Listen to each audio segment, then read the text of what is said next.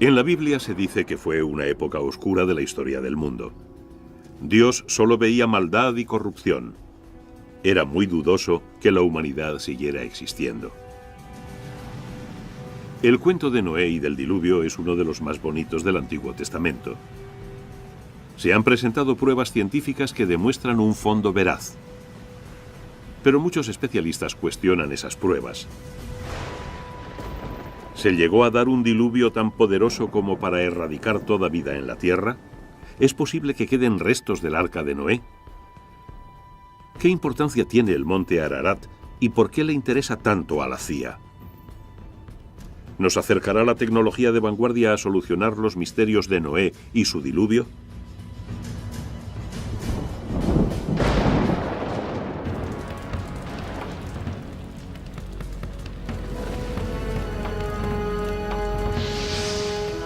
Los misterios de Noé y el diluvio.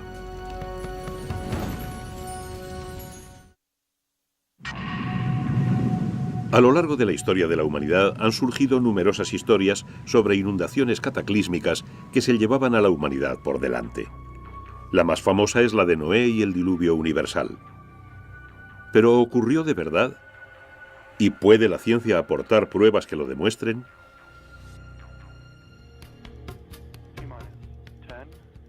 T-10, 9, 8, 7, 6, 5, 4, 3, 2, 1. Ignición y despegue. Despegue de un cohete Boeing Delta II que transporta el globo digital QuickBird, el mayor satélite comercial de alta definición del mundo. Las asombrosas cualidades del QuickBird han sido requeridas para resolver un misterio de más de 2000 años. Parte de su misión consiste en sobrevolar el monte Ararat, en el noreste de Turquía, de quien muchos dicen que fue el lugar en que acabó el arca de Noé. Tercera fase. Confirmamos el giro en el vídeo. Nos ha salido una separación bonita y sin pegas. Se espera que la captación de imágenes por satélite revele de una vez por todas los secretos que albergan las laderas del monte. El QuickBird es solo uno más dentro del desfile tecnológico que desde hace 50 años examina este remoto y vedado lugar. El 17 y 18 de junio de 1949, un avión del cuartel general de la Fuerza Aérea Norteamericana en Europa volaba en misión secreta de reconocimiento en paralelo con el monte Ararat, en Turquía, a unos 4.200 metros. En el curso de esa misión captaron una enorme anomalía que sobresalía como saliendo del hielo. Es muy rectangular, muy ancha y presenta unos puntos negros simétricos. Hay puntos simétricos en esta anomalía, que muy bien pudieran ser cuevas o algo más interesante. Las fotos de 1949 se tomaron al principio de la Guerra Fría. Aunque su intención era localizar posiciones militares soviéticas, la cámara del B-29 captó inesperadamente una gigantesca anomalía que sobresalía del casquete de hielo del monte Ararat a unos 4.700 metros. Hubo infinitos rumores por todo Washington sobre si la CIA estaba investigando el caso de la llamada anomalía del Ararat. En los siguientes 20 años se siguieron tomando fotos de la anomalía desde aviones y desde satélites. Todas se clasificaron alto secreto. Sin embargo, la CIA nunca ha reconocido oficialmente la existencia de tal anomalía. El monte Ararat está en el más remoto rincón oriental de Turquía, justo al lado de Azerbaiyán, Armenia e Irán. Desde el punto de vista geoestratégico, no es buen barrio. La antigua Unión Soviética queda a unos 18 kilómetros y tienes a Irán a 29 kilómetros. De modo que el monte Ararat ha sido una zona militar restringida en los últimos 50 años. El monte Ararat en sí mismo alcanza los 5.200 metros, por lo que es un pico muy impresionante, muy ancho. En términos de volumen, puede que sea una de las montañas más grandes de la Tierra. Dada la altitud de la montaña, se producen todo tipo de variaciones climáticas según se asciende. Está recubierta de nieve la mayor parte del año, a veces con numerosas capas de hielo. Al pasar los años, se van formando capas de hielo una sobre otra, de modo que buena parte del hielo está formado por capas de hielo que se han ido depositando. Observarán que hay muchas nubes en esa zona. Es una característica bastante permanente. El clima del monte Ararat es muy difícil de determinar y ha sido otra de las características que han impedido que expediciones a gran escala visitaran la zona. A pesar de las brutales condiciones, algunos han arriesgado sus vidas por saber qué había en la montaña. En el 275 a.C., el historiador Berosus declaró que había un barco en la cima del Ararat. Incluso en el siglo XIII, el muy viajado Marco Polo afirmó que había visto el arca de Noé allí mismo. Muchos otros siguieron sus pasos. ¿Por qué se pone la gente a buscar algo? Quiero decir, ¿por qué limitarnos al arca? También hay gente que busca el grial. Hay quienes buscan la Vera Cruz. A la gente le encanta tener algo tangible en lo que puedan poner la mano. Si se pueden encontrar piezas del barco y se pudiera estar razonablemente seguro de ellas en Turquía o en el monte Ararat, estaría demostrado más allá de toda duda razonable que la historia ocurrió. Entonces reflejaría adecuadamente la palabra de Dios. Si pudiéramos apuntar exactamente dónde se encuentra el arca, entonces sabríamos con seguridad que el texto bíblico es un auténtico texto histórico. El primer buscador moderno del arca fue un profesor alemán, el doctor Friedrich Parrot. En 1829 visitó el monasterio de Smiatzin, al pie del monte Ararat. Declaró que los frailes le habían enseñado maderas, manuscritos y objetos originarios del arca de Noé. Su libro impulsó a muchos otros a realizar el duro viaje a la montaña para ver lo que allí había. En 1955, el industrial francés Fernand Navarra, acompañado por su hijo, escaló la ladera noroeste del monte Ararat en busca del arca. Entraron por una falla del glaciar y descubrieron un trozo de madera de 1,5 metros. No se trataba de un tronco, sino de un trozo obviamente cortado con una herramienta. La película de Navarra y su libro El arca de Noé, Yo lo toqué, provocaron una sensación internacional. Pero el descubrimiento se había realizado a más de 300 metros por debajo de la anomalía del Ararat. Y cuando se realizó la datación por carbono, se llegó a la conclusión de que era de los siglos IV o V a.C., es decir, demasiado reciente para venir del diluvio. La llamada de Dios también ha hecho subir a muchos otros por la helada ladera del Ararat. Mi amigo James Irwin fue el piloto del módulo lunar del Apolo 15. Caminó sobre la Luna y allí recogió muestras. Mientras paseaba por la Luna, se fijó en una piedra especialmente brillante y blanca. Mira eso, ¿a que no sabéis lo que acabamos de encontrar? Creo que hemos encontrado lo que venimos a buscar. Una piedra, sí señor. Se acercó y enseguida comprendió que esa piedra iba a tener mucha importancia. De hecho, los geólogos la llamaron más tarde Piedra de la Génesis, porque era muy importante. Nos informaba sobre la génesis de la Luna. Jenny Irwin me dijo más tarde, te lo juro por Dios, sentí como si alguien, y naturalmente, ¿quién podía ser sino Dios?, me tocara en el hombro y me dijera, mira eso. De modo que se obsesionó con la idea de que la inspiración divina le había hecho fijarse en esa roca y traerla de vuelta. Irwin, que siempre había sido hombre religioso, se hizo aún más devoto cuando volvió a la tierra. Sintió la inspiración de escalar el Ararat para buscar el arca de Noé.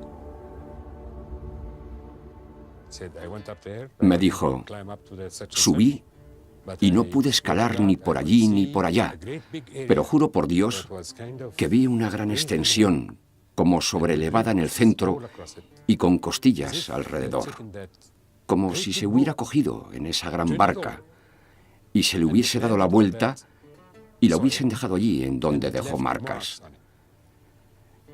Hizo un segundo viaje para tratar de alcanzar esa zona, pero desgraciadamente se cayó en ese segundo intento y al final murió de sus heridas. De modo que hay gente que cree firmemente en esa idea. Él fue uno de los que tuvieron que ir para demostrarlo. y le costó la vida.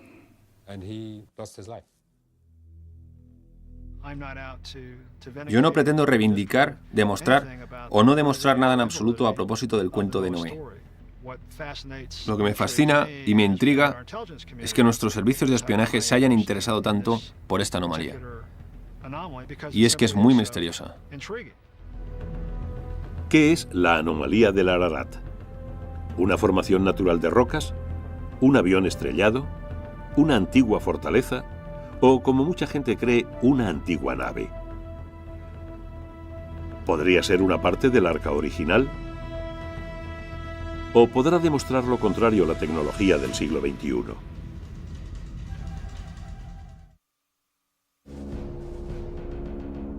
En 1949, durante un vuelo de reconocimiento secreto, un avión espía norteamericano fotografió accidentalmente un extraño objeto en la helada cima del monte Ararat.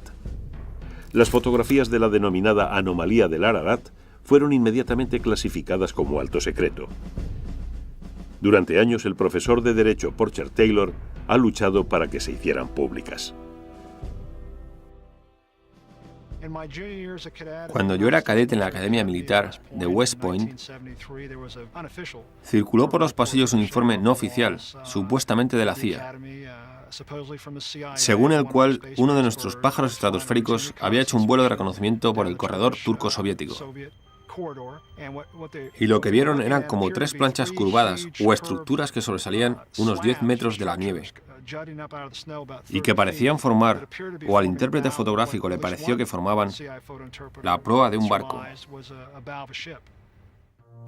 Este informe, mucho más basado en rumores que en hechos, disparó una larga y ardua investigación para descubrir la auténtica naturaleza de la anomalía del Ararat.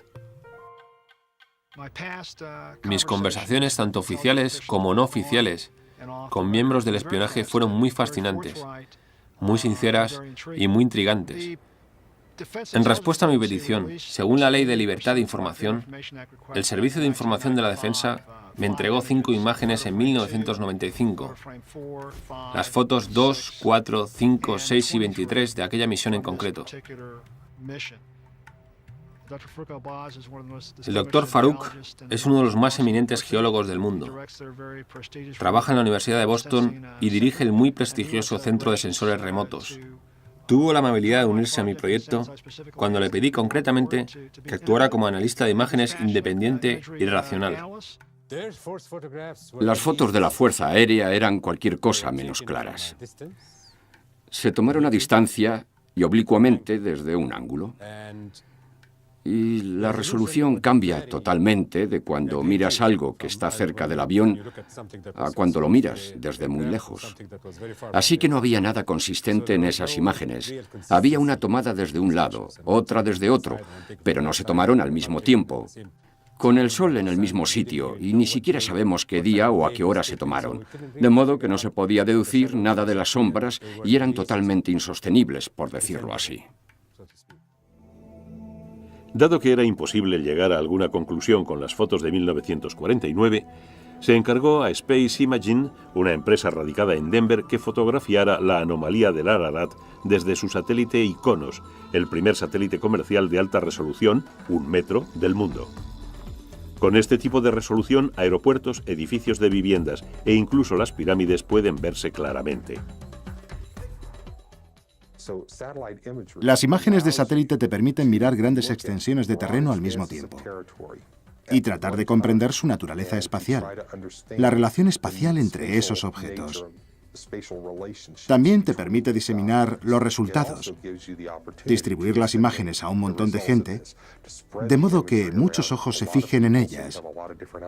Muchos investigadores diferentes pueden dar su opinión, mientras que las expediciones tienden a centrarse en 1 o 2 individuos.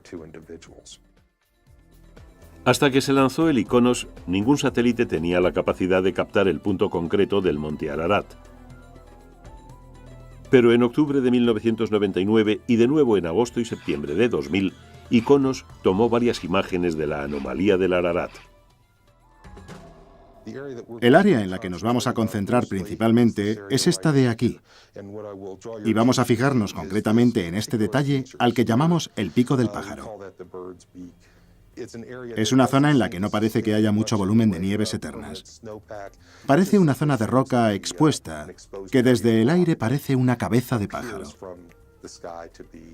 Es lo que hemos estado utilizando como principal punto de orientación para localizar la anomalía del Ararat.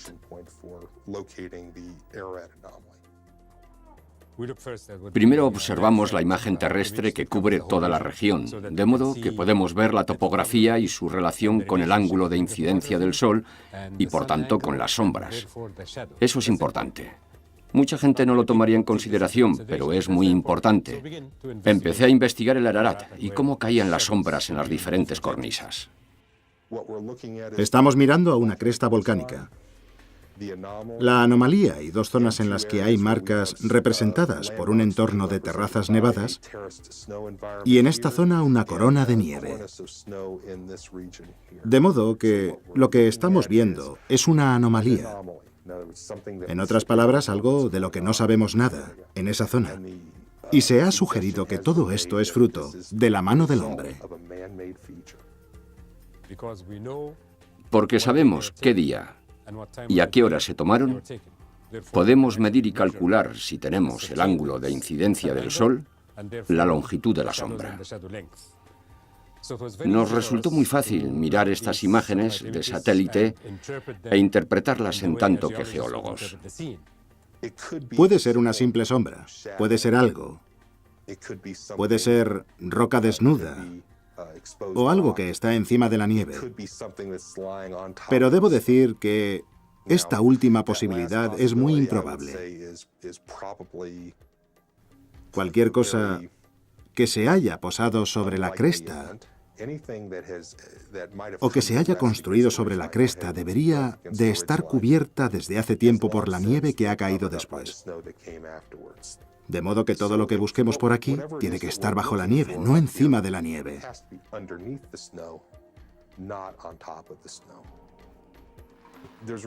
Solo se pueden encontrar dos tipos de materias ahí arriba: rocas o madera. Si miramos estas puntas de aquí y las insertamos en el contexto del Arca de Noé, podríamos decir que se trata de mástiles, es decir, elementos del barco que se han roto.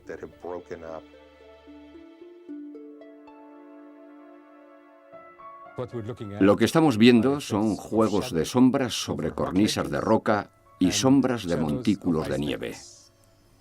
Para mí no hay duda. Mi primera impresión, es decir, si alguien me apuntase a la cabeza con una pistola y me dijese que tomara una decisión de inmediato, es que probablemente son de origen natural. Estamos mirando a una sutil interacción entre la nieve, los ángulos de luz, las nubes, la escabrosidad de las rocas, etc. Puede que esté ahí. Yo no puedo afirmar que no esté. Todo lo que sé es que, basándonos en las imágenes que hemos visto, eso no es. Desde 1991, el gobierno turco ha cerrado el acceso al monte Ararat por razones de seguridad. Todo esfuerzo que pretenda revelar los secretos ocultos de la montaña requerirá una tecnología más avanzada. Durante siglos, la fe religiosa predominó sobre la ciencia en todo lo referente al Arca de Noé. Muchos creyeron que la narración bíblica era un documento histórico fiable sobre acontecimientos reales. Pero esta antigua tablilla descubierta en el siglo XIX nos muestra una prueba irrefutable de lo contrario. Demuestra que el cuento de Noé y el diluvio no era el original, sino que fue inspirado por otro cuento mucho más antiguo.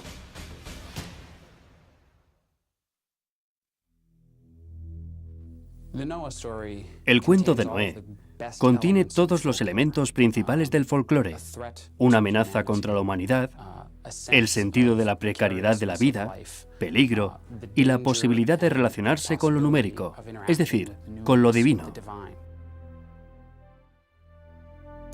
Este cuento bíblico sobre el mal, el castigo, la supervivencia y el renacimiento se ha convertido en un elemento esencial de la historia sagrada de la civilización occidental. Los que consideran que se trata de una verdad literal creen que se trata de un informe sobre cómo toda vida estuvo a punto de desaparecer de la faz de la Tierra. El cuento de Noé es intenso pero corto. Solo ocupa los capítulos 6 a 9 del libro del Génesis. Este Dios bíblico tan particular toma la decisión de hacer algo con la humanidad, porque ésta se inclina hacia el mal. Y si nos queda alguna duda al respecto, basta con leerse el capítulo 8. Es la continuación inmediata de otros dos cuentos igualmente famosos. El primero, la historia de Adán y Eva en el paraíso y de sus hijos, Caín y Abel. Y por supuesto del fratricidio que comete Caín matando a Abel. Hay algo malo, algo profundamente perverso en la naturaleza humana. ¿Cuáles son las consecuencias de ello y cómo eliminarlo? La Biblia insiste mucho en que esa divinidad no es arbitraria. No es que decida matar a la gente y destruir el medio ambiente porque se levante un día con el pie izquierdo o por mero sadismo. Las historias bíblicas se esfuerzan mucho por demostrar que Dios fue provocado. Y decide salvar a lo que podríamos considerar lo mejorcito de una mala tropa. Noé resulta ser un buen tipo para ser humano. Ya me entiende. Entonces le dice a Noé que construya el arca. A lo largo del tiempo, infinitos artistas han intentado plasmar la impresionante nave de Noé. Quizá la visualización más vívida sea la de un alemán llamado Kircher. Sus dibujos, realizados en 1675, son tan detallados, tan concretos, que es como si hubiera estado allí para presenciar la botadura. En cuanto el arca se terminó, Noé introdujo en ella una pareja de cada especie. Lo que está en juego es la vida humana y la vida de los animales, y el objeto que va a mantenerlas es, por supuesto, una barca. Ahí están los dos motivos principales, el barco y el conjunto de la vida. Es un momento dramático, porque la humanidad pende de un hilo. ¿Sobrevivirá la humanidad o morirá? Al principio del diluvio, se abren las puertas del cielo y las aguas empiezan a caer. Esta es una poderosa imagen que deja atrás lo abstracto del asunto para darte una sensación de horror.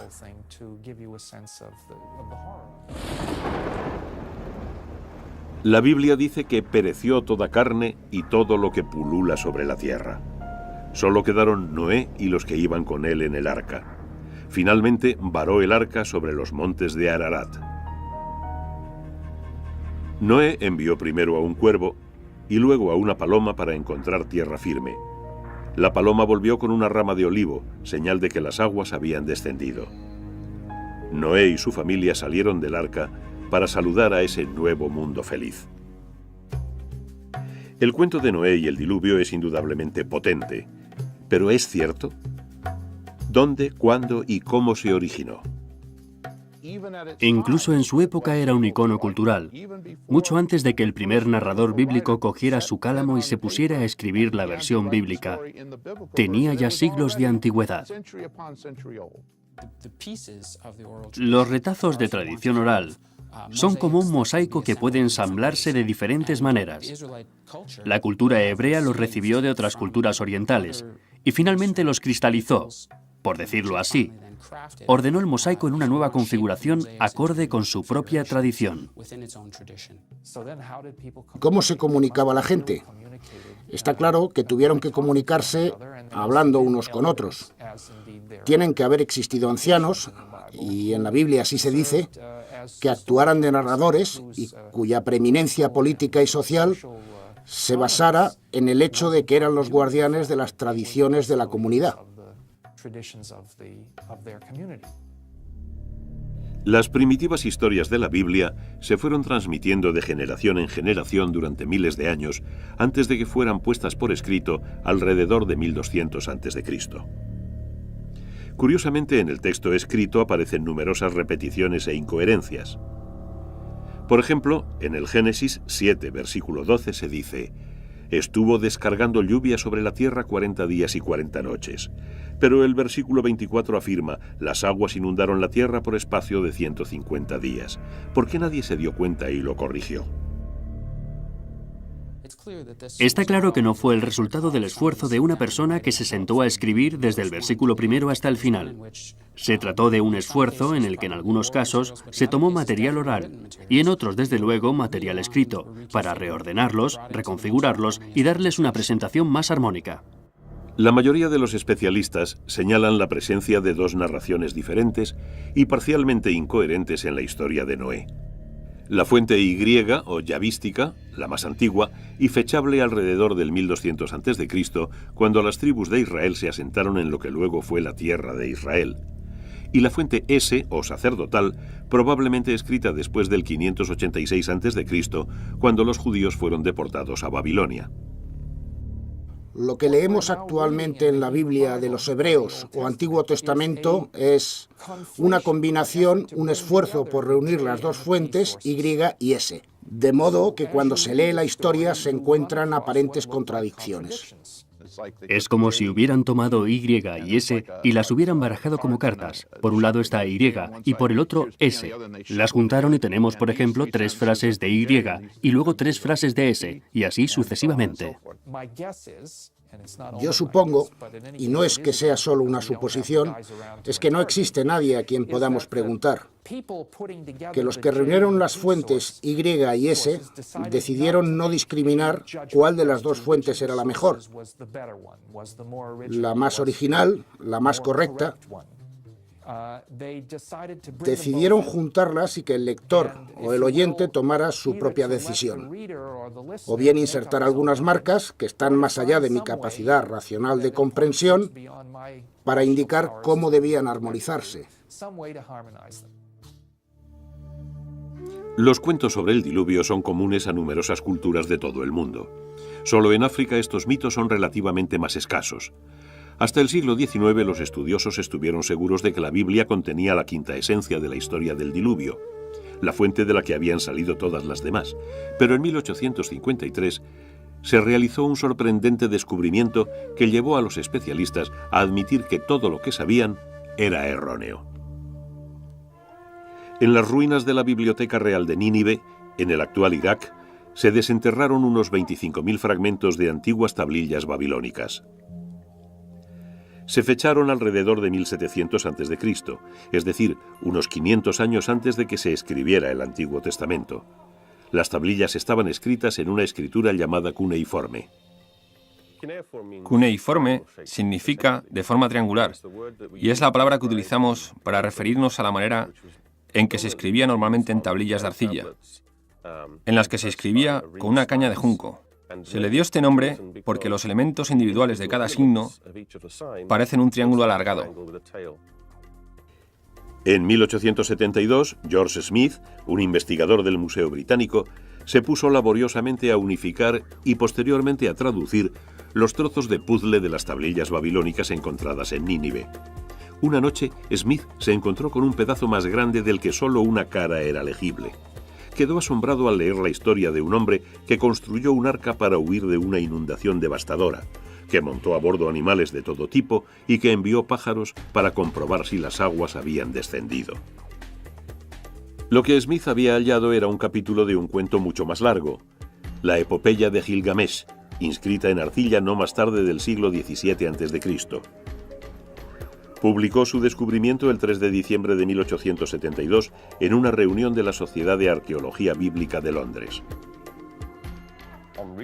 Al leer y descifrar todo ello, el efecto tanto en el individuo que leía como en el público fue fenomenal, porque aquí por primera vez, y prácticamente al pie de la letra, se encontraba la confirmación de que las historias contenidas en la Biblia también existían fuera de ella. La epopeya de Gilgamesh no fue la única narración mesopotámica sobre el diluvio descubierta por los arqueólogos. Otra historia, la sumeria, está fechada alrededor de 1800 a.C. Una tercera, la epopeya de Atrahasis, se inscribió en arcilla alrededor de 1700 a.C., pero en realidad es mucho más antigua. Todas estas historias cuentan cómo el mundo sufrió tal superpoblación de seres humanos que estos se volvieron demasiado ruidosos y los dioses no pudieron dormir. Para acabar con el ruido decidieron destruir la humanidad. Si se lee el cuento tal y como está escrito y no te informan de dónde proviene, sin duda se diría que viene de la Biblia. Es que es casi idéntico. Es muy, muy sorprendente. En muchos sentidos, estas leyendas mesopotámicas están estrechamente relacionadas con las bíblicas. No solo en la idea general de una inundación, sino incluso en algunos detalles concretos. Está la figura de Noé, que reúne a su familia y se sube a un arca, permanece en el arca durante un tiempo mientras el resto del mundo humano, se ahoga y el arca queda varada en una montaña. Hay algunos asombrosos puntos de contacto entre las dos que indican que no pudieron darse accidentalmente. Dependen de una fuente común o de una tercera tradición que ha pasado a ambas. Los parecidos son tan estrechos en términos de estructura general, de estructura episódica. Por ejemplo, el hecho de mandar pájaros para buscar tierra firme. Esto sucede en el relato bíblico y en el cuneiforme. Me resulta imposible concebir una situación en la que estos dos cuentos surgieran de manera independiente. Claro que esto plantea un par de preguntas adicionales. ¿Cuál fue el primero, el mesopotámico o el bíblico? Lo que está muy claro a propósito de las historias mesopotámicas, en particular la de Atrahasis, es que dos de sus versiones pueden fecharse muy precisamente, o con una precisión relativa a principios del segundo milenio antes de Cristo, de modo que no hay duda de que la tradición literaria mesopotámica que incluye estos dos relatos del diluvio es muy anterior a la hebrea. Ahí está el humo del disparo. Con esto hemos descubierto un material mesopotámico, del que sabemos que es mucho más antiguo que la versión bíblica. ¿Historias de diluvio cientos de años, si no miles, anteriores a la Biblia? ¿Cómo es posible? No hay duda de que esas historias están ahí, presentes en tablillas reales y legibles. Y no hay duda de que los pueblos cananeos y luego los israelitas conocían esas historias y sabían que eran buenas, es decir, que abordaban problemas fundamentales. La otra posibilidad en cuanto al Génesis es que fuera una historia incluida en las tradiciones del Génesis durante el exilio, cuando los judíos residían en Babilonia, e indudablemente tenía que haber gente entre ellos que conociera bien la cultura cuneiforme. La existencia de no uno, sino de 4 mitos sobre el diluvio hizo que muchos especialistas pensaran en la posibilidad de que se diera una inundación real sobre la que se basaron los cuentos. ¿Pero existió un gigantesco diluvio? ¿Y puede la ciencia demostrarlo?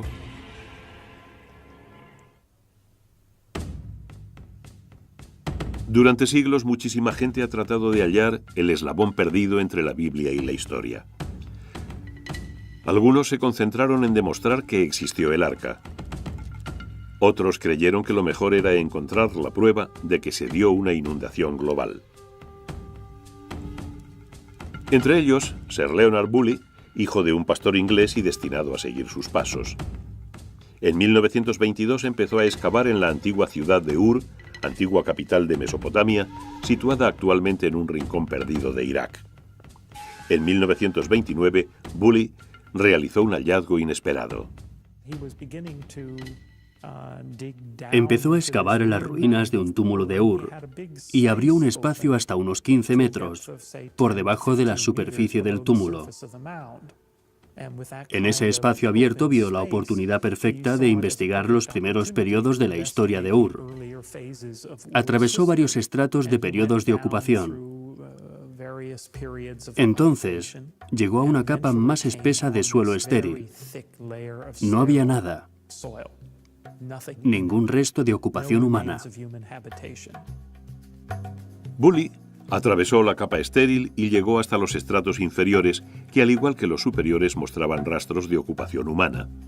La capa de suelo estéril era la prueba de que alguna catástrofe había obligado a los habitantes de Ur a abandonarla por un espacio de tiempo indeterminado. Llamó a varios de sus trabajadores, a varios de sus colaboradores, entre ellos a Max Mallowan, que luego se casó con Agatha Christie, y les preguntó qué pensaban que podía significar.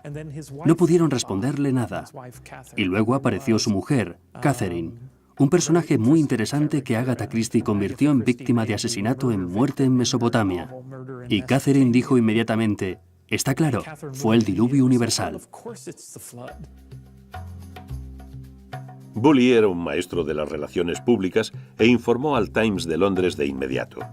La noticia de que se habían descubierto nuevas pruebas de la existencia del diluvio de Noé se difundió a toda velocidad. Bully volvió a Inglaterra convertido en una celebridad. Trajo con él cajas de arena y de sedimentos del denominado estrato del diluvio, que luego vendió a un público enceguecido para financiar más excavaciones. Bully fue muy alabado por el significado de su descubrimiento. No creo que se mantuviera durante mucho tiempo, y en realidad no estoy seguro de que el propio Bully se lo creyera.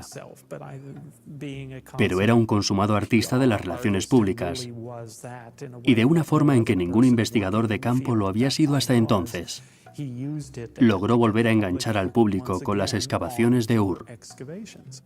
Podría ser que en el mejor de los casos se hubiera descubierto una inundación local o regional, pero de ninguna manera una porción de cataclismo universal, como el que indican las historias mesopotámicas y bíblicas.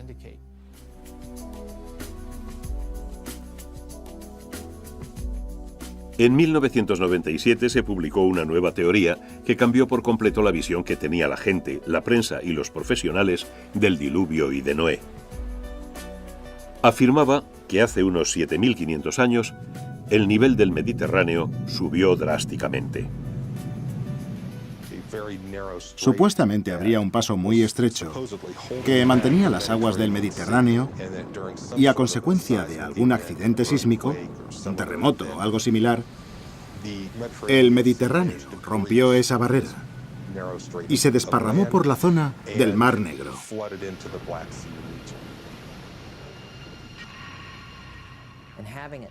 Al romperse, todo se derrumbó y el agua se desparramó por la zona derrumbada.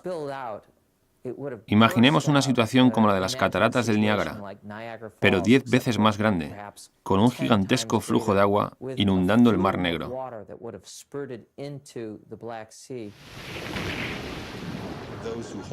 Los defensores de esta teoría piensan que al ritmo en que el Mediterráneo inundó el Bósforo, el nivel del Mar Negro subiría unos 15 centímetros diarios. Eso significa básicamente que cualquier asentamiento que existiera en la actual zona del Mar Negro quedaría anegado casi de la noche a la mañana. Tuvo que darse una pérdida de vidas masiva. Y eso habría sido considerado como un acto de Dios por la gente que vivía en esa época. Tuvo que afectar drásticamente a la ecología de la zona, porque está claro que se dio un cambio radical, de un lago de agua dulce a una ecología de agua salada. Eso tuvo que cambiarlo todo, y probablemente no volvió a sentarse nadie alrededor del Mar Negro durante 1000 años después de la inundación.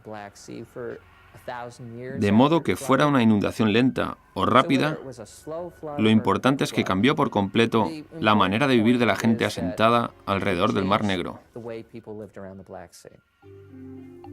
Posteriormente se añadió que los supervivientes del Mar Negro se desplazarían hacia el norte y el oeste, hacia lo que ahora es Europa, hacia el este, es decir, hacia China, y hacia el sur, hacia Mesopotamia, llevando consigo recuerdos de un diluvio devastador. Si el Mar Negro sufrió una inundación cataclísmica tal y como proponen, tiene que quedar un paisaje sumergido ahí abajo. Gracias a los robots, podemos bajar y echar un vistazo en esa zona. Y lo que encontramos es realmente increíble.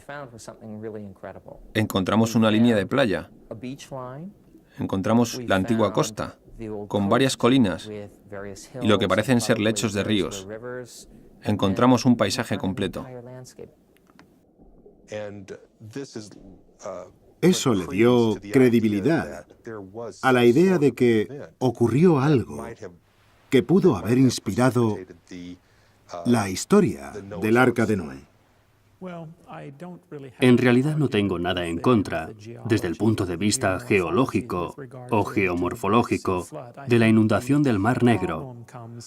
Creo que el problema surge al vincular esta inundación del Mar Negro con los mitos del diluvio, tal y como se cuentan en el sur de Mesopotamia o en la Biblia.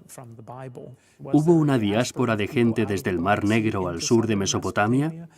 No veo ninguna prueba de ello en la arqueología del sur de Mesopotamia.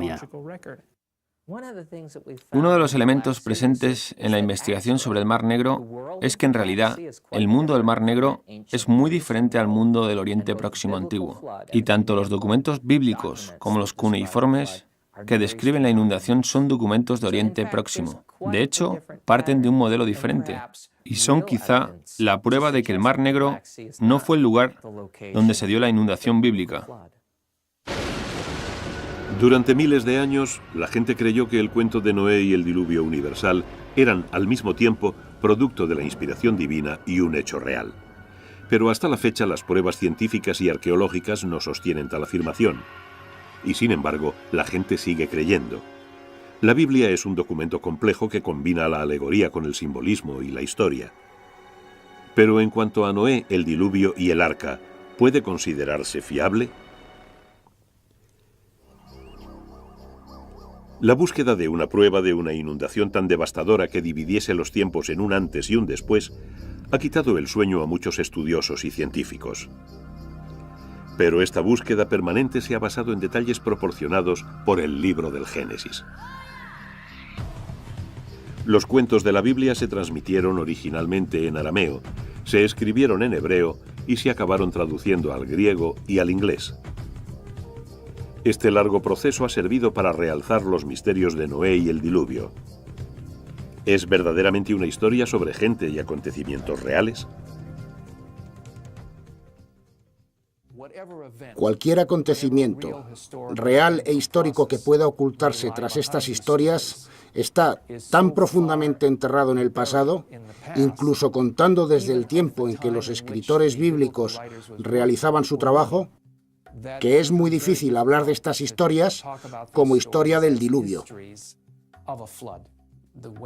El peso de las pruebas de las propias historias indica que se trata de cuentos narrados con razones diferentes a las de informar sobre lo que ocurrió en determinado momento. La gente que escribió este cuento no lo escribió meramente por entretener y contar una bonita historia sobre Noé. Tenían un proyecto grandioso y serio. Trataban de definir quiénes eran. Trataban de definir quién era su Dios. En cuanto al diluvio, si se pretende considerarlo históricamente, hay que considerarlo así en otro sentido. Concretamente, hay que fijarse en qué nos dice sobre la visión del mundo, sobre la mentalidad de los escritores que transmitieron la historia. Es más, si usted prefiere, un texto sobre ellos mismos que sobre el diluvio. Hoy en día, la mayoría de los estudiosos concuerdan en que los autores de la Biblia hebrea trataban de realizar una afirmación teológica, que emplearon muy libremente las metáforas y el simbolismo y que no intentaban que sus datos sobre un diluvio universal fueran tomados como una verdad literal.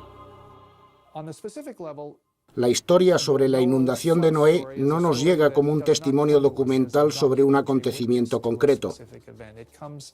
Es más bien una reflexión, aunque con gran cantidad de detalles, sobre el pasado, pero no por ello deja de ser una reflexión.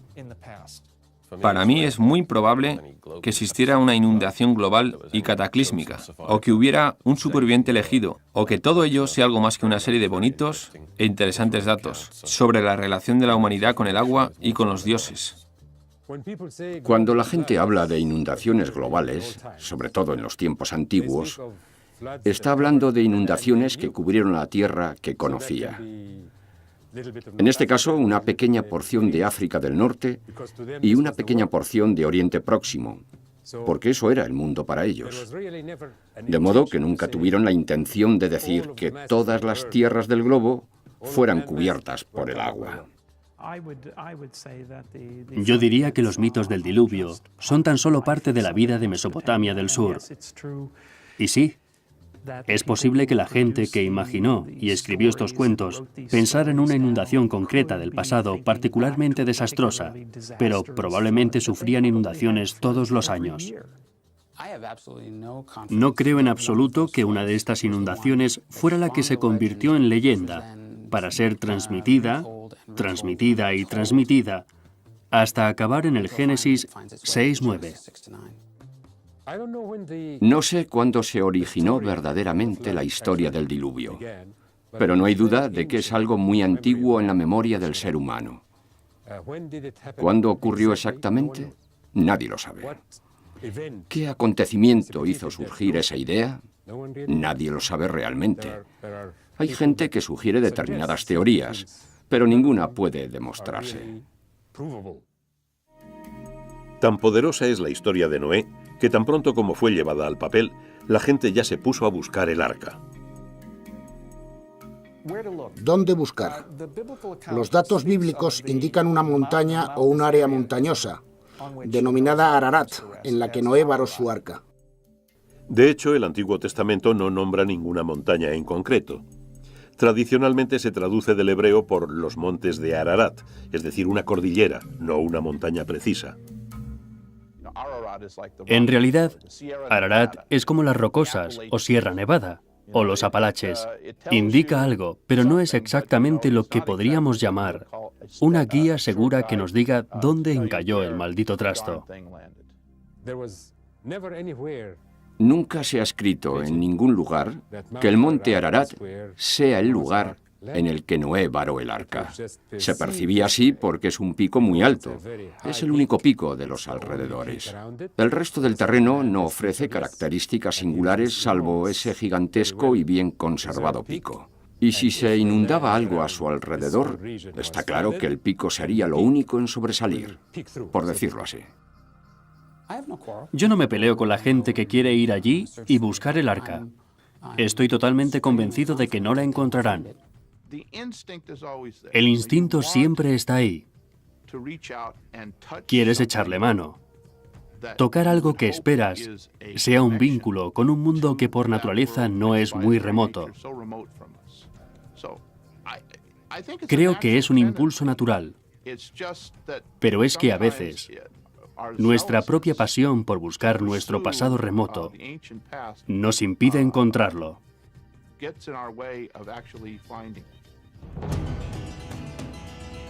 Pero al cabo de numerosos milenios sigue sin existir una prueba definitiva de la existencia de una inundación global, ni de la localización, ni siquiera de la existencia del Arca de Noé. A pesar de su avanzada tecnología, las fotografías de la anomalía del Ararat, tomadas en 1999 por el ICONOS, no son concluyentes. Los especialistas que estudiaron las imágenes se encuentran divididos en cuanto a su auténtica naturaleza. Puede que algún día satélites como el QuickBird, con su asombrosa resolución de medio metro, revelen la verdad sobre la anomalía del Ararat. ¿Pero revelará algún día la historia de Noé y el diluvio todos sus secretos? Los estudios sobre Mesopotamia están en permanente estado de cambio. En cierta forma espero que siempre quede algún elemento misterioso. Eso es lo que nos hace seguir investigando. No creo que sea posible comprender totalmente, completamente, absolutamente nuestro entorno.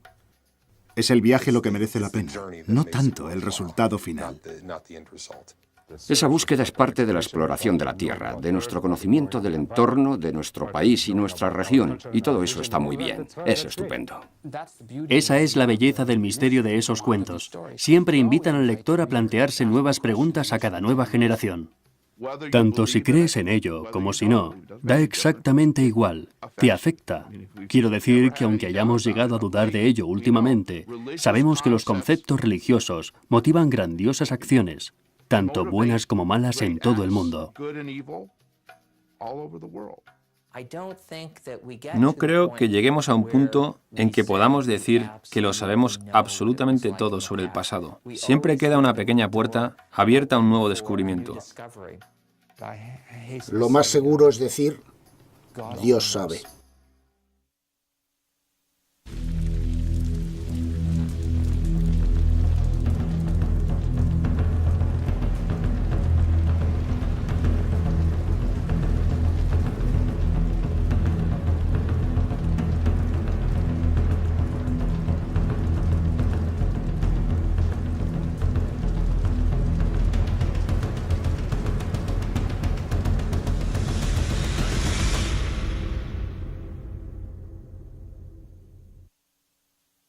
examina este remoto y vedado lugar. El 17 y 18 de junio de 1949, un avión del cuartel general de la Fuerza Aérea Norteamericana en Europa volaba en misión secreta de reconocimiento en paralelo con el monte Ararat, en Turquía, a unos 4.200 metros. En el curso de esa misión captaron una enorme anomalía que sobresalía como saliendo del hielo. Es muy rectangular, muy ancha y presenta unos puntos negros simétricos. Hay puntos simétricos en esta anomalía, que muy bien pudieran ser cuevas o algo más interesante. Las fotos de 1949 se tomaron al principio de la Guerra Fría. Aunque su intención era localizar posiciones militares soviéticas, la cámara del B-29 captó inesperadamente una gigantesca anomalía que sobresalía del casquete de hielo del monte Ararat a unos 4.700 metros. Hubo infinitos rumores por todo Washington sobre si la CIA estaba investigando el caso de la llamada anomalía del Ararat. En los siguientes 20 años se siguieron tomando fotos de la anomalía desde aviones y desde satélites. Todas se clasificaron acciones cataclísmicas que se llevaban a la humanidad por delante. La más famosa es la de Noé y el diluvio universal. ¿Pero ocurrió de verdad? ¿Y puede la ciencia aportar pruebas que lo demuestren?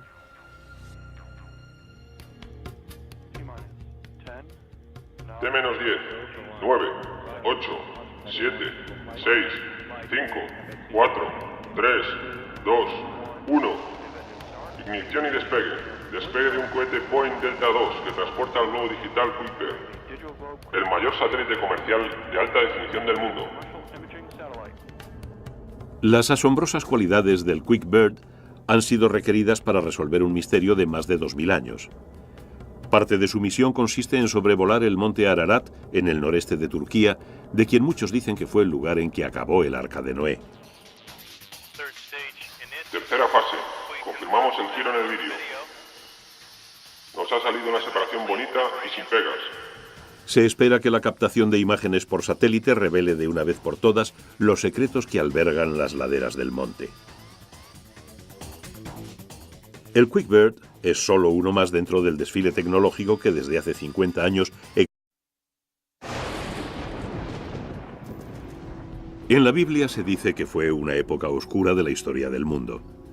Dios solo veía maldad y corrupción. Era muy dudoso que la humanidad siguiera existiendo. El cuento de Noé y del diluvio es uno de los más bonitos del Antiguo Testamento. Se han presentado pruebas científicas que demuestran un fondo veraz. Pero muchos especialistas cuestionan esas pruebas. ¿Se llegó a dar un diluvio tan poderoso como para erradicar toda vida en la Tierra? ¿Es posible que queden restos del Arca de Noé? ¿Qué importancia tiene el monte Ararat y por qué le interesa tanto a la CIA? ¿Nos acercará la tecnología de vanguardia a solucionar los misterios de Noé y su diluvio?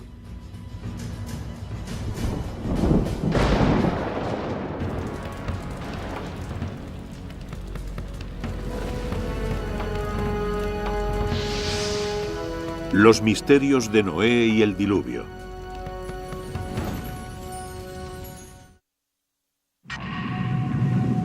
A lo largo de la historia de la humanidad han surgido numerosas historias sobre inundaciones. Y ha sido otra de las características que han impedido que expediciones a gran escala visitaran la zona. A pesar de las brutales condiciones, algunos han arriesgado sus vidas por saber qué había en la montaña. En el 275 a.C., el historiador Berosus declaró que había un barco en la cima del Ararat.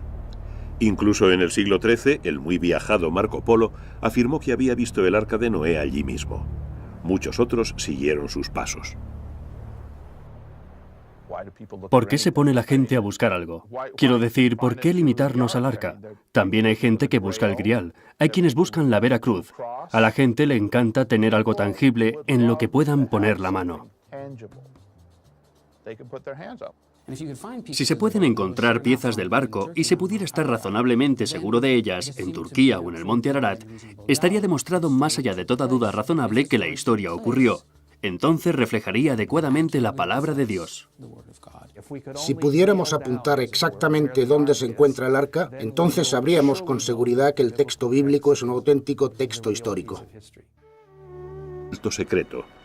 Sin embargo, la CIA nunca ha reconocido oficialmente la existencia de tal anomalía. El monte Ararat está en el más remoto rincón oriental de Turquía, justo al lado de Azerbaiyán, Armenia e Irán.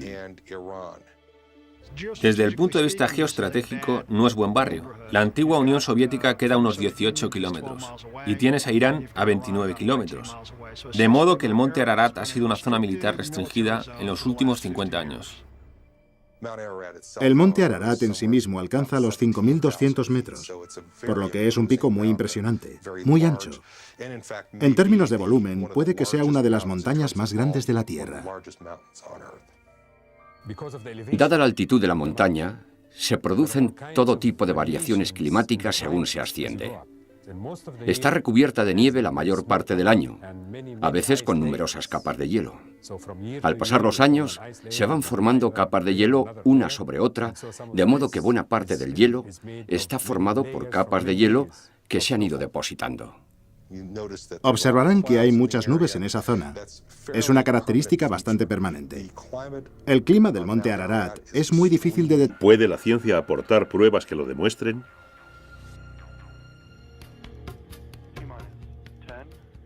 T-10, 9, 8, 7, 6, 5, 4, 3, 2, 1.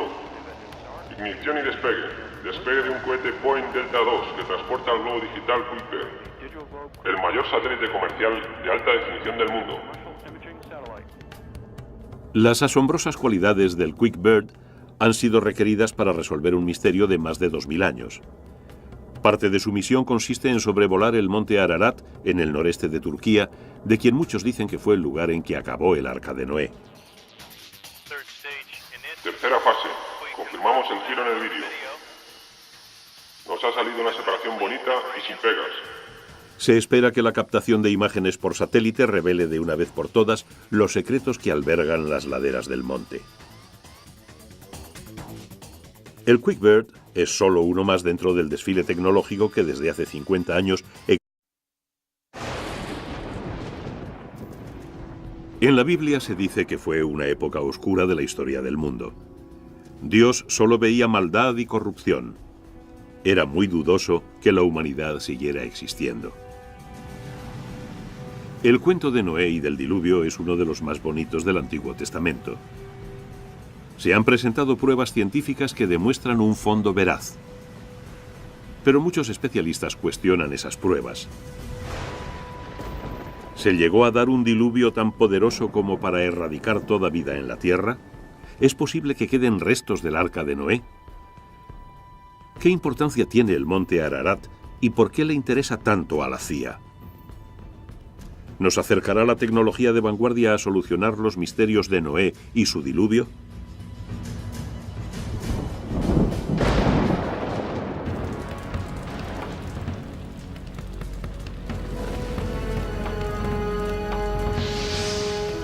Los misterios de Noé y el diluvio.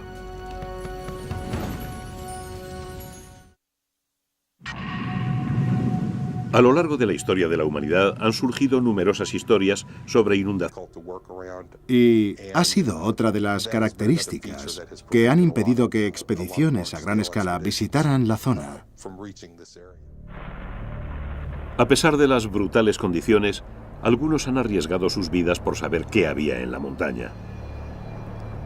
En el 275 a.C., el historiador Berosus declaró que había un barco en la cima del Ararat. Incluso en el siglo XIII, el muy viajado Marco Polo afirmó que había visto el Arca de Noé allí mismo. Muchos otros siguieron sus pasos. En 1999 y de nuevo en agosto y septiembre de 2000, Iconos tomó varias imágenes de la anomalía del Ararat. El área en la que nos vamos a concentrar principalmente es esta de aquí.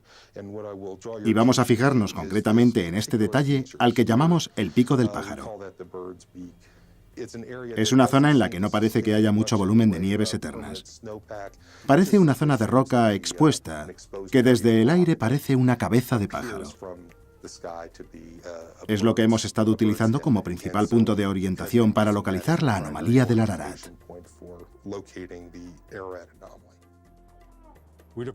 Primero observamos la imagen terrestre que cubre toda la región, de modo que podemos ver la topografía y su relación con el ángulo de incidencia del Sol y, por tanto, con las sombras. Eso es importante.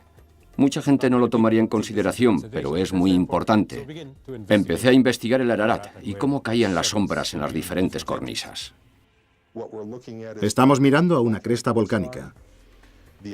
La anomalía y dos zonas en las que hay marcas representadas por un entorno de terrazas nevadas, y en esta zona una corona de nieve. De modo que lo que estamos viendo es una anomalía. En otras palabras, algo de lo que no sabemos nada en esa zona. Y se ha sugerido que todo esto es fruto de la mano del hombre. Porque sabemos qué día y a qué hora se tomaron, podemos medir y calcular, si tenemos el ángulo de incidencia del Sol, la longitud de la sombra. Nos resultó muy fácil mirar estas imágenes de satélite e interpretarlas en tanto que geólogos. Puede ser una simple sombra, puede ser algo, puede ser roca desnuda o algo que está encima de la nieve. Pero debo decir que esta última posibilidad es muy improbable. Cualquier cosa que se haya posado sobre la cresta o que se haya construido sobre la cresta debería de estar cubierta desde hace tiempo por la nieve que ha caído después. De modo que todo lo que busquemos por aquí tiene que estar bajo la nieve, no encima de la nieve.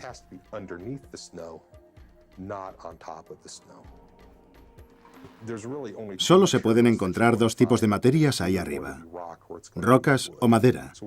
Si miramos estas puntas de aquí y las insertamos en el contexto del Arca de Noé, podríamos decir que se trata de mástiles, es decir, elementos del barco que se han roto.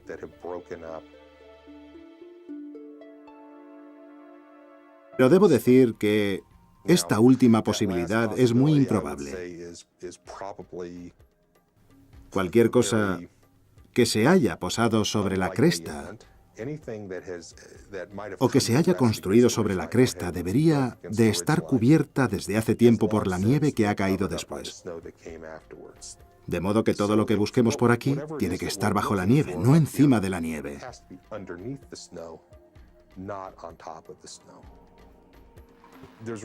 Solo se pueden encontrar dos tipos de materias ahí arriba: rocas o madera. Si miramos estas puntas de aquí y las insertamos en el contexto del Arca de Noé, podríamos decir que se trata de mástiles, es decir, elementos del barco que se han roto.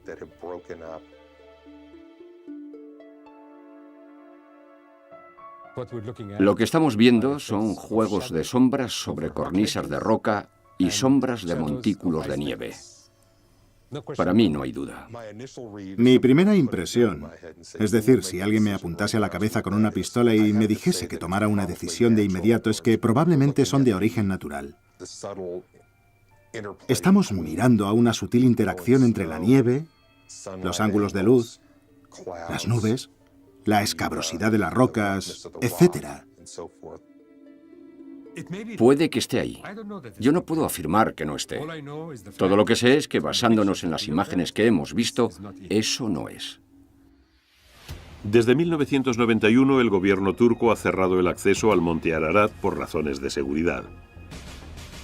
Todo esfuerzo que pretenda revelar los secretos ocultos de la montaña requerirá una tecnología más avanzada. Durante siglos, la fe religiosa predominó sobre la ciencia en todo lo referente al Arca de Noé.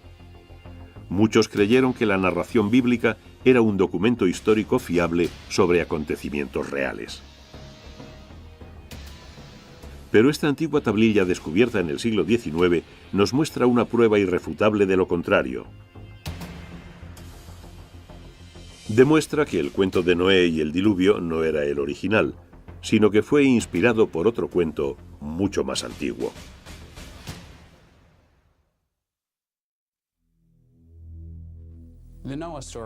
El cuento de Noé contiene todos los elementos principales del folclore: una amenaza contra la humanidad, el sentido de la precariedad de la vida, peligro y la posibilidad de relacionarse con lo numérico, es decir, con lo divino. Este cuento bíblico sobre el mal, el castigo, la supervivencia y el renacimiento se ha convertido en un elemento esencial de la historia sagrada de la civilización. La Biblia dice que pereció toda carne y todo lo que pulula sobre la tierra. Solo quedaron Noé y los que iban con él en el arca. Finalmente varó el arca sobre los montes de Ararat. Noé envió primero a un cuervo y luego a una paloma para encontrar tierra firme. La paloma volvió con una rama de olivo, señal de que las aguas habían descendido. Noé y su familia salieron del arca para saludar a ese nuevo mundo feliz. El cuento de Noé y el diluvio es indudablemente potente, pero ¿es cierto? ¿Dónde, cuándo y cómo se originó? Incluso en su época era un icono cultural, mucho antes de que el primer narrador bíblico cogiera su cálamo y se pusiera a escribir la versión bíblica. Tenía ya siglos de antigüedad. Los retazos de tradición oral son como un mosaico que puede ensamblarse de diferentes maneras. La cultura hebrea los recibió de otras culturas orientales y finalmente los cristalizó, por decirlo así. Ordenó el mosaico en una nueva configuración acorde con su propia tradición. ¿Cómo se comunicaba la gente? Está claro que tuvieron que comunicarse hablando unos con otros. Tienen que haber existido ancianos, y en la Biblia así se dice, que actuaran de narradores y cuya preeminencia política y social se basara en el hecho de que eran los guardianes de las tradiciones de la comunidad. Las primitivas historias de la Biblia se fueron transmitiendo de generación en generación durante miles de años antes de que fueran puestas por escrito alrededor de 1200 a.C. Curiosamente, en el texto escrito aparecen numerosas repeticiones e incoherencias. Por ejemplo, en el Génesis 7, versículo 12 se dice: «Estuvo descargando lluvia sobre la tierra 40 días y 40 noches». Pero el versículo 24 afirma: «Las aguas inundaron la tierra por espacio de 150 días». ¿Por qué nadie se dio cuenta y lo corrigió? Está claro que no fue el resultado del esfuerzo de una persona que se sentó a escribir desde el versículo primero hasta el final. Se trató de un esfuerzo en el que en algunos casos se tomó material oral y en otros, desde luego, material escrito, para reordenarlos, reconfigurarlos y darles una presentación más armónica. La mayoría de los especialistas señalan la presencia de dos narraciones diferentes y parcialmente incoherentes en la historia de Noé. La fuente Y o yavística, la más antigua, y fechable alrededor del 1200 a.C., cuando las tribus de Israel se asentaron en lo que luego fue la tierra de Israel. Y la fuente S o sacerdotal, probablemente escrita después del 586 a.C., cuando de Noé y el diluvio universal eran al mismo tiempo producto de la inspiración divina y un hecho real. Pero hasta la fecha las pruebas científicas y arqueológicas no sostienen tal afirmación. Y sin embargo, la gente sigue creyendo. La Biblia es un documento complejo que combina la alegoría con el simbolismo y la historia. Pero en cuanto a Noé, el diluvio y el arca, ¿puede considerarse fiable? La búsqueda de una prueba de una inundación tan devastadora que dividiese los tiempos en un antes y un después ha quitado el sueño a muchos estudiosos y científicos. Pero esta búsqueda permanente se ha basado en detalles proporcionados por el libro del Génesis. Los cuentos de la Biblia se transmitieron originalmente en arameo, se escribieron en hebreo y se acabaron traduciendo al griego y al inglés. Este largo proceso ha servido para realzar los misterios de Noé y el diluvio. ¿Es verdaderamente una historia sobre gente y acontecimientos reales? Cualquier acontecimiento real e histórico que pueda ocultarse tras estas historias está tan profundamente enterrado en el pasado, incluso contando desde el tiempo en que los escritores bíblicos realizaban su trabajo, que es muy difícil hablar de estas historias como historia del diluvio. El peso de las pruebas de las propias historias indica que se trata de cuentos narrados con razones diferentes a las de informar sobre lo que ocurrió en determinado momento. La gente que escribió este cuento no lo escribió meramente por entretener y contar una bonita historia sobre Noé. Tenían un proyecto grandioso y serio. Trataban de definir quiénes eran. Trataban de definir quién era su Dios. En cuanto al diluvio, si se pretende considerarlo históricamente, hay que considerarlo así en otro sentido. Concretamente, hay que fijarse en qué nos dice sobre la visión del mundo, sobre la mentalidad de los escritores que transmitieron la historia. Es más, si usted prefiere, un texto sobre ellos mismos que sobre el diluvio. Hoy en día, la mayoría de los estudiosos concuerdan en que los autores de la Biblia hebrea trataban de realizar una afirmación teológica, que emplearon muy libremente las metáforas y el simbolismo y que no intentaban que sus datos sobre un diluvio universal fueran tomados como una verdad literal. La historia sobre la inundación de Noé no nos llega como un testimonio documental sobre un acontecimiento concreto. Es más bien una reflexión, aunque con gran cantidad de detalles, sobre el pasado, pero no por ello deja de ser una reflexión. Para mí es muy probable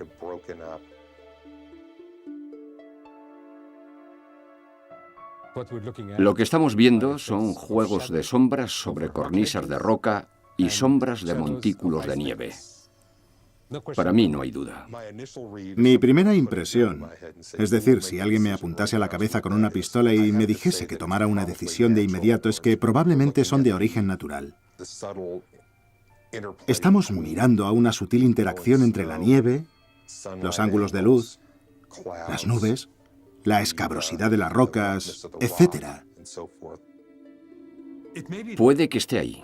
Yo no puedo afirmar que no esté. Todo lo que sé es que, basándonos en las imágenes que hemos visto, eso no es. Desde 1991, el gobierno turco ha cerrado el acceso al monte Ararat por razones de seguridad. Todo esfuerzo que pretenda revelar los secretos ocultos de la montaña requerirá una tecnología más avanzada.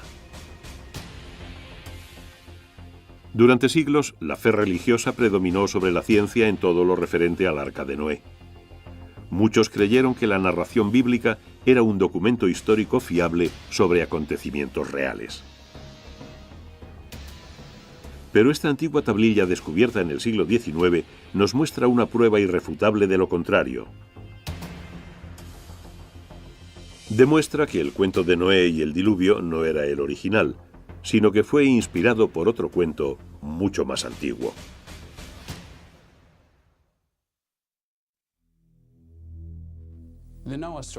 El cuento de Noé contiene todos los elementos principales del folclore: una amenaza contra la humanidad, el sentido de la precariedad de la vida, peligro y la posibilidad de relacionarse con lo numérico, es decir, con lo divino.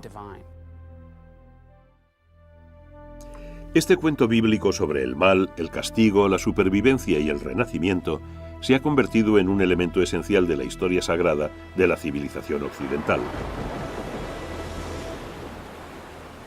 Los que consideran que se trata de una verdad literal creen que se trata de un informe sobre cómo toda vida estuvo a punto de desaparecer de la faz de la Tierra. El cuento de Noé es intenso pero corto. Solo ocupa los capítulos 6 a 9 del libro del Génesis. Este Dios bíblico tan particular toma la decisión de hacer algo con la humanidad, porque ésta se inclina hacia el mal. Y si nos queda alguna duda al respecto, basta con leerse el capítulo 8. Es la continuación inmediata de otros dos cuentos igualmente famosos. El primero, la historia de Adán y Eva en el paraíso y de sus hijos, Caín y Abel. Y por supuesto del fratricidio que comete Caín matando a Abel. Dentro del desfile tecnológico que desde hace 50 años examina este remoto y vedado lugar. El 17 y 18 de junio de 1949, un avión del cuartel general de la Fuerza Aérea Norteamericana en Europa volaba en misión secreta de reconocimiento en paralelo con el monte Ararat, en Turquía, a unos 4.200 metros. En el curso de esa misión captaron una enorme anomalía que sobresalía como saliendo del hielo. Es muy rectangular, muy ancha y presenta unos puntos negros simétricos. Hay puntos simétricos en esta anomalía, que muy bien pudieran ser cuevas o algo más interesante. Las fotos de 1949 se tomaron al principio de la Guerra Fría. Aunque su intención era localizar posiciones militares soviéticas, la cámara del B-29 captó inesperadamente una gigantesca anomalía que sobresalía del casquete de hielo del monte Ararat a unos 4.700 metros. Hubo infinitos rumores por todo Washington sobre si la CIA estaba investigando el caso de la llamada anomalía del Ararat. En los siguientes 20 años se siguieron tomando fotos de la anomalía desde aviones y desde satélites. Todas se clasificaron alto secreto. Sin embargo, la CIA nunca ha reconocido oficialmente la existencia de tal anomalía. El monte Ararat está en el más remoto rincón oriental de Turquía, justo al lado de Azerbaiyán, Armenia e Irán. Desde el punto de vista geoestratégico, no es buen barrio. La antigua Unión Soviética queda a unos 18 kilómetros y tienes a Irán a 29 kilómetros. De modo que el monte Ararat ha sido una zona militar restringida en los últimos 50 años. El monte Ararat en sí mismo alcanza los 5.200 metros, por lo que es un pico muy impresionante, muy ancho. En términos de volumen, puede que sea una de las montañas más grandes de la Tierra. Dada la altitud de la montaña, se producen todo tipo de variaciones climáticas según se asciende. Está recubierta de nieve la mayor parte del año, a veces con numerosas capas de hielo. Al pasar los años, se van formando capas de hielo una sobre otra, de modo que buena parte del hielo está formado por capas de hielo que se han ido depositando. Observarán que hay muchas nubes en esa zona. Es una característica bastante permanente. El clima del monte Ararat es muy difícil de determinar y ha sido otra de las características que han impedido que expediciones a gran escala visitaran la zona. A pesar de las brutales condiciones, algunos han arriesgado sus vidas por saber qué había en la montaña. En el 275 a.C., que ir para demostrarlo. Y le costó la vida.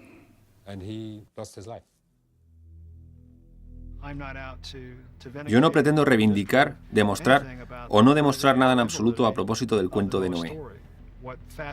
Lo que me fascina y me intriga es que nuestros servicios de espionaje se hayan interesado tanto por esta anomalía. Y es que es muy misteriosa.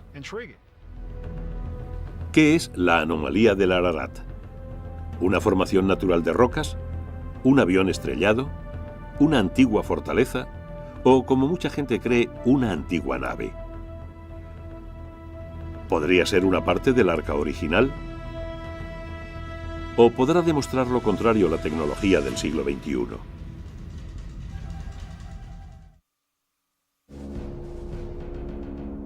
En 1949, durante un vuelo de reconocimiento secreto, un avión espía norteamericano fotografió accidentalmente un extraño objeto en la helada cima del monte Ararat. Las fotografías de la denominada anomalía del Ararat fueron inmediatamente clasificadas como alto secreto. Durante años, el profesor de Derecho Porcher Taylor ha luchado para que se hicieran públicas. Cuando yo era cadete en la Academia Militar de West Point, circuló por los pasillos un informe no oficial, supuestamente de la CIA, según el cual uno de nuestros pájaros estratosféricos había hecho un vuelo de reconocimiento por el corredor turco-soviético. Y lo que vieron eran como 3 planchas curvadas o estructuras que sobresalían unos 10 metros de la nieve y que parecían formar, o al intérprete fotográfico le pareció que formaban, la proa de un barco. Este informe, mucho más basado en rumores que en hechos, disparó una larga y ardua investigación para descubrir la auténtica naturaleza de la anomalía del Ararat. Mis conversaciones, tanto oficiales como no oficiales, con miembros del espionaje fueron muy fascinantes, muy sinceras y muy intrigantes. En respuesta a mi petición, según la Ley de Libertad de Información, el Servicio de Información de la Defensa me entregó 5 imágenes en 1995. Las fotos 2, 4, 5, 6 y 23 de aquella misión en concreto. El Dr. Farouk es uno de los más eminentes geólogos del mundo. Trabaja en la Universidad de Boston y dirige el muy prestigioso Centro de Sensores Remotos. Tuvo la amabilidad de unirse a mi proyecto cuando le pedí concretamente que actuara como analista de imágenes independiente y racional. Las fotos de la Fuerza Aérea eran cualquier cosa menos claras. Estaría demostrado más allá de toda duda razonable que la historia ocurrió. Entonces reflejaría adecuadamente la palabra de Dios. Si pudiéramos apuntar exactamente dónde se encuentra el arca, entonces sabríamos con seguridad que el texto bíblico es un auténtico texto histórico. El primer buscador moderno del arca fue un profesor alemán, el Dr. Friedrich Parrot. En 1829 visitó el monasterio de Smiatzin, al pie del monte Ararat. Declaró que los frailes le habían enseñado maderas, manuscritos y objetos originarios del Arca de Noé. Su libro impulsó a muchos otros a realizar el duro viaje a la montaña para ver lo que allí había. En 1955, el industrial francés Fernand Navarra, acompañado por su hijo, escaló la ladera noroeste del monte Ararat en busca del arca. Entraron por una falla del glaciar y descubrieron un trozo de madera de 1,5 metros. No se trataba de un tronco, sino de un trozo obviamente cortado con una herramienta. La película de Navarra y su libro El Arca de Noé, Yo lo toqué, provocaron una sensación internacional. Pero el descubrimiento se había realizado a más de 300 metros por debajo de la anomalía del Ararat. Y cuando se realizó la datación por carbono, se llegó a la conclusión de que era de los siglos IV o V antes de Cristo, es decir, demasiado reciente para venir del diluvio. La llamada de Dios también ha hecho subir a muchos otros por la helada ladera del Ararat. Mi amigo James Irwin fue el piloto del módulo lunar del Apolo 15. Caminó sobre la Luna y allí recogió muestras. Mientras paseaba por la Luna, se fijó en una piedra especialmente brillante y blanca. Mira eso, ¿a que no sabéis lo que acabamos de encontrar? Creo que hemos encontrado lo que venimos a buscar. Una piedra, sí señor. Se acercó y enseguida comprendió que esa piedra iba a tener mucha importancia. De hecho, los geólogos la llamaron más tarde Piedra de la Génesis, porque era muy importante. Nos informaba sobre la génesis de la Luna. Jenny Irwin me dijo más tarde, te lo juro por Dios, sentí como si alguien, y naturalmente, ¿quién podía ser sino Dios?, me tocara en el hombro y me dijera, mira eso. De modo que se obsesionó con la idea de que la inspiración divina le había hecho fijarse en esa roca y traerla de vuelta. Irwin, que siempre había sido hombre religioso, se hizo aún más devoto cuando volvió a la tierra. Sintió la inspiración de escalar el Ararat para buscar el arca. En Nínive, en el actual Irak, se desenterraron unos 25.000 fragmentos de antiguas tablillas babilónicas. Se fecharon alrededor de 1700 a.C., es decir, unos 500 años antes de que se escribiera el Antiguo Testamento. Las tablillas estaban escritas en una escritura llamada cuneiforme. Cuneiforme significa de forma triangular, y es la palabra que utilizamos para referirnos a la manera en que se escribía normalmente en tablillas de arcilla, en las que se escribía con una caña de junco. Se le dio este nombre porque los elementos individuales de cada signo parecen un triángulo alargado. En 1872, George Smith, un investigador del Museo Británico, se puso laboriosamente a unificar y posteriormente a traducir los trozos de puzle de las tablillas babilónicas encontradas en Nínive. Una noche, Smith se encontró con un pedazo más grande del que solo una cara era legible. Quedó asombrado al leer la historia de un hombre que construyó un arca para huir de una inundación devastadora, que montó a bordo animales de todo tipo y que envió pájaros para comprobar si las aguas habían descendido. Lo que Smith había hallado era un capítulo de un cuento mucho más largo, la epopeya de Gilgamesh, inscrita en arcilla no más tarde del siglo XVII a.C. Publicó su descubrimiento el 3 de diciembre de 1872 en una reunión de la Sociedad de Arqueología Bíblica de Londres. Al leer y descifrar todo ello, el efecto tanto en el individuo que leía como en el público fue fenomenal. Porque aquí por primera vez, y prácticamente al pie de la letra, se encontraba la confirmación de que las historias contenidas en la Biblia también existían fuera de ella.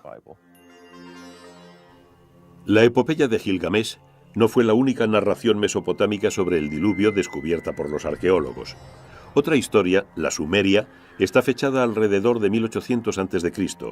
Una tercera, la epopeya de Atrahasis, se inscribió en arcilla alrededor de 1700 a.C., pero en realidad es mucho más antigua. Todas estas historias cuentan cómo el mundo sufrió tal superpoblación de seres humanos que estos se volvieron demasiado ruidosos y los dioses no pudieron dormir. Para acabar con el ruido decidieron destruir la humanidad.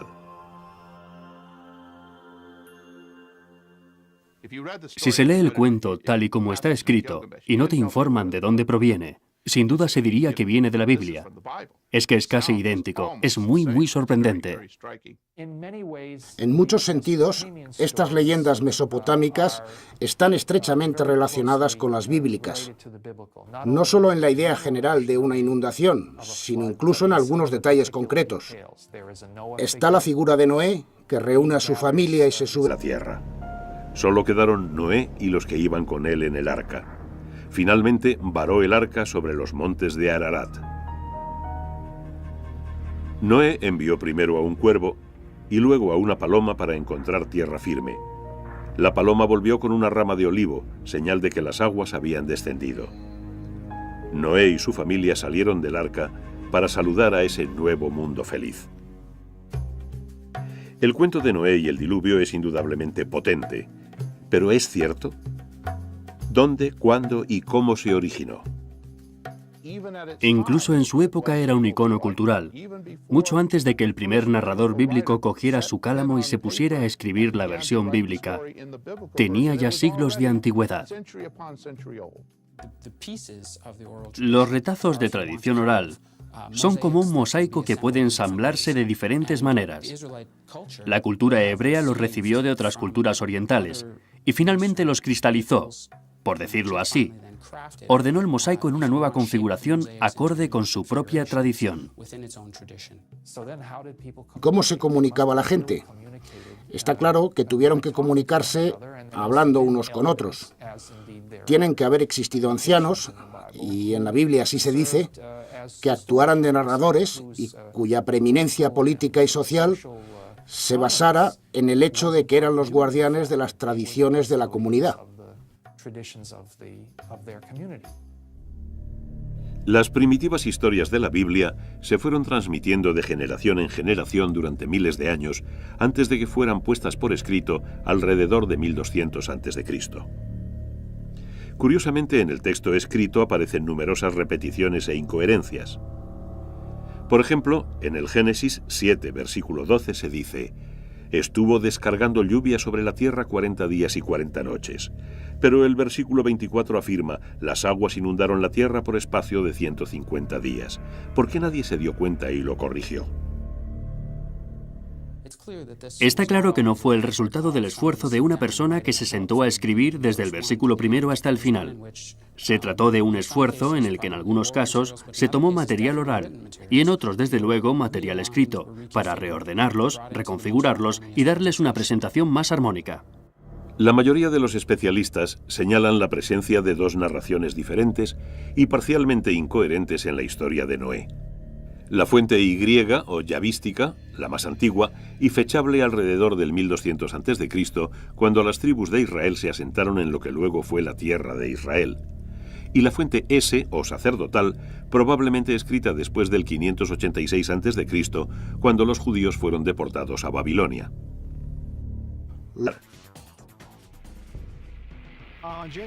El 17 y 18 de junio de 1949, un avión del cuartel general de la Fuerza Aérea Norteamericana en Europa volaba en misión secreta de reconocimiento en paralelo con el monte Ararat, en Turquía, a unos 4.200 metros. En el curso de esa misión captaron una enorme anomalía que sobresalía como saliendo del hielo. Es muy rectangular, muy ancha y presenta unos puntos negros simétricos. Hay puntos simétricos en esta anomalía, que muy bien pudieran ser cuevas o algo más interesante. Las fotos de 1949 se tomaron al principio de la Guerra Fría. Aunque su intención era localizar posiciones militares soviéticas, la cámara del B-29 captó inesperadamente una gigantesca anomalía que sobresalía del casquete de hielo del monte Ararat a unos 4.700 metros. Hubo infinitos rumores por todo Washington sobre si la CIA estaba investigando el caso de la llamada anomalía del Ararat. En los siguientes 20 años se siguieron tomando fotos de la anomalía desde aviones y desde satélites. Todas se clasificaron alto secreto. Sin embargo, la CIA nunca ha reconocido oficialmente la existencia de tal anomalía. El monte Ararat está en el más remoto rincón oriental de Turquía, justo al lado de Azerbaiyán, Armenia e Irán. Desde el punto de vista geoestratégico, no es buen barrio. La antigua Unión Soviética queda a unos 18 kilómetros y tienes a Irán a 29 kilómetros. De modo que el monte Ararat ha sido una zona militar restringida en los últimos 50 años. El monte Ararat en sí mismo alcanza los 5.200 metros, por lo que es un pico muy impresionante, muy ancho. En términos de volumen, puede que sea una de las montañas más grandes de la Tierra. Dada la altitud de la montaña, se producen todo tipo de variaciones climáticas según se asciende. Está recubierta de nieve la mayor parte del año, a veces con numerosas capas de hielo. Al pasar los años, se van formando capas de hielo una sobre otra, de modo que buena parte del hielo está formado por capas de hielo que se han ido depositando. Observarán que hay muchas nubes en esa zona. Es una característica bastante permanente. El clima del monte Ararat es muy difícil de determinar y ha sido otra de las características que han impedido que expediciones a gran escala visitaran la zona. A pesar de las brutales condiciones, algunos han arriesgado sus vidas por saber qué había en la montaña. En el 275 a.C., el historiador Berosus declaró que había un barco en la cima del Ararat.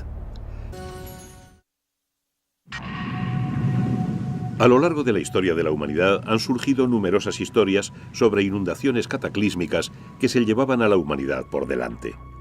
La más famosa es la de Noé y el diluvio universal. ¿Pero ocurrió de verdad? ¿Y puede la ciencia aportar pruebas que lo demuestren?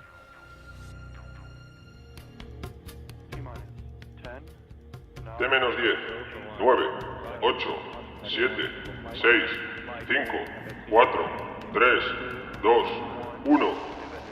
Ignición y despegue. Despegue de un cohete Boeing Delta II que transporta el globo digital QuickBird, el mayor satélite comercial de alta definición del mundo. Las asombrosas cualidades del QuickBird han sido requeridas para resolver un misterio de más de 2000 años. Parte de su misión consiste en sobrevolar el monte Ararat, en el noreste de Turquía, de quien muchos dicen que fue el lugar en que acabó el Arca de Noé. Tercera fase. Confirmamos el giro en el vídeo. Nos ha salido una separación bonita y sin pegas. Se espera que la captación de imágenes por satélite revele de una vez por todas los secretos que albergan las laderas del monte. El QuickBird es solo uno más dentro del desfile tecnológico que desde hace 50 años examina este remoto y vedado lugar. El 17 y 18 de junio de 1949, un avión del cuartel general de la Fuerza Aérea Norteamericana en Europa volaba en misión secreta de reconocimiento en paralelo con el monte Ararat, en Turquía, a unos 4.200 metros. En el curso de esa misión captaron una enorme anomalía que sobresalía como saliendo del hielo. Es muy rectangular, muy ancha y presenta unos puntos negros simétricos. Hay puntos simétricos en esta anomalía, que muy bien pudieran ser cuevas o algo más interesante. Las fotos de 1949 se tomaron al principio de la Guerra Fría. Aunque su intención era localizar posiciones militares soviéticas, la cámara del B-29 captó inesperadamente una gigantesca anomalía que sobresalía del casquete de hielo del monte Ararat a unos 4.700 metros. Hubo infinitos rumores por todo Washington sobre si la CIA estaba investigando el caso de la llamada anomalía del Ararat. En los siguientes 20 años se siguieron tomando fotos de la anomalía desde aviones y desde satélites. Todas se clasificaron alto secreto. Sin embargo, la CIA nunca ha reconocido oficialmente la existencia de tal anomalía. El monte Ararat está en el más remoto rincón oriental de Turquía, justo al lado de Azerbaiyán, Armenia e Irán.